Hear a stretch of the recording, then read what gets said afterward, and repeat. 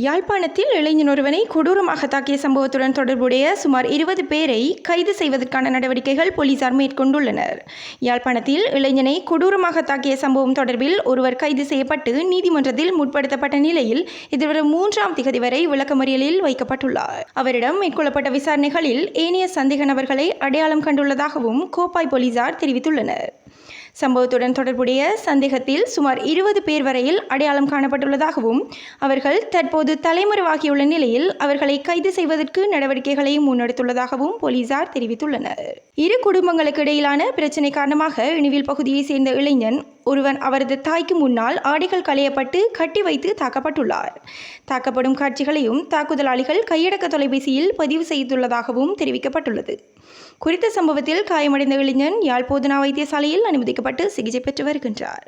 2024ஆம் ஆண்டுக்கான 5ஆம் தர புலமை பரிசில் பரீட்சையின் பெறுபவர்கள் வெளியாகியுள்ளனர். பரீட்சை பெறுபவர்களை இன்று பரீட்சைகள் திணைக்களத்தின் இணையதளத்தில் பார்வையிடலாம்.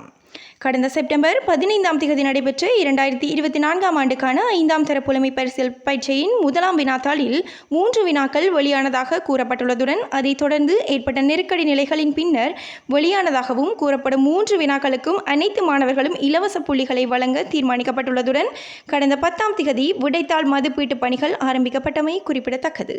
மருதானை போலீசாரால் கைது செய்யப்பட்ட வடபகுதியைச் சேர்ந்த பெண் ஒருவர் நேற்று அதிகாலை போலீஸ் நிலையத்தில் தற்கொலை செய்து கொண்டமை தொடர்பில் சந்தேகம் எழுந்துள்ளதாகவும் பாராளுமன்ற உறுப்பினர் சிறிதரன் இன்று பாராளுமன்றத்தில் தெரிவித்துள்ளார். நேற்று ஒரு பெண் மருதானை போலீஸ் நிலையத்தில் தற்கொலை செய்து கொண்டதாக செய்தி வெளியாகியுள்ளது. எப்படி ஒரு பெண்ணால் போலீஸ் நிலையத்தில் தற்கொலை செய்து கொள்ள முடியும்? இது தற்கொலை அல்ல, கொலை செய்யப்பட்டுள்ளார். கைது செய்யப்பட்ட ஒரு கைதியால் எப்படி தற்கொலை செய்து கொள்ள முடியும்? வெளியிலிருந்து பார்க்கும்போது இது மோசமான செய்தியாகும். இந்த பெண்ணிற்கு நீதியை பெற்றுக் கொடுக்க வேண்டும் எனவும் அவர் சபையில் வலியுறுத்தினார். கடவுச்சீட்டு பிரச்சினைக்கு இதுவரை தீர்வு வழங்கப்படாமை குறித்து எதிர்க்கட்சித் தலைவர் பாராளுமன்றத்தில் இன்று கேள்வி எழுப்பினார்.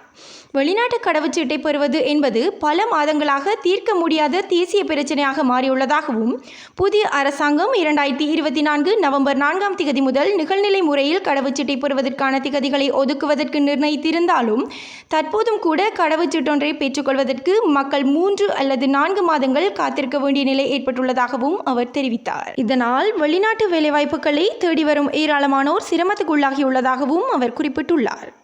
புதிய கடவுச்சீட்டு தயாரிப்பதிலிருந்து மேற்கொண்டு எழுந்துள்ள பல பிரச்சனைகள் குறித்தும் எதிர்க்கட்சித் தலைவர் சபையில் இன்று கேள்வி எழுப்பினார். மேலும் ஜனவரி 2024 முதல் இன்று வரை கடவுச்சீட்டுகளை பெறப்பட்ட விண்ணப்பங்களின் எண்ணிக்கை, இதுவரை வழங்கப்பட்ட கடவுச்சீட்டுகளின் எண்ணிக்கை, வழங்க வேண்டியுள்ளவற்றின் எண்ணிக்கை, மேலும் கையிருப்பில் இருப்பவற்றின் எண்ணிக்கை, தற்போது கடவுச்சீட்டுகளை வழங்கும் சேவை வழங்குனர் குறித்தும் கேள்வி எழுப்பிய அவர் இது தொடர்பான விலை மனு கோரல் தொடர்பான தகவல்களை சபையில் சமர்ப்பிக்குமாறும் கோரிக்கை விடுத்துள்ளார். வெளிநாட்டு வேலைவாய்ப்புகளை மேம்படுத்துவது முக்கியம் என்பதால் அதற்கான வசதிகளை ஏற்படுத்தி கொடுப்பது அரசாங்கத்தின் பொறுப்பாகும் எனவும் எடுத்த நடவடிக்கைகள் குறித்து உடனடியாக பதில் வழங்குமாறும் எதிர்க்கட்சித் தலைவர் மேலும் தெரிவித்தார். இதுபோன்ற செய்திகளை உடனுக்குடன் தெரிந்து கொள்ள மீரா தமிழ் சேனலை சப்ஸ்கிரைப் செய்து இணைந்தீர்கள்.